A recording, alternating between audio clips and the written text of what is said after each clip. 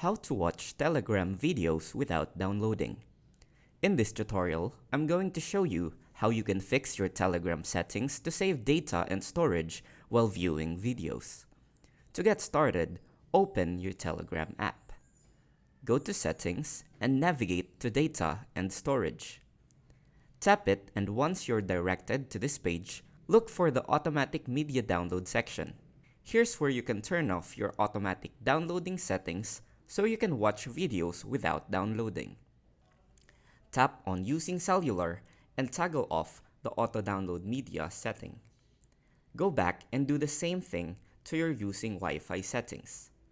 Lastly, go to Storage Usage and tap on Clear Entire Cache to free up your local storage. Now, your downloads in the Telegram application will not be stopped.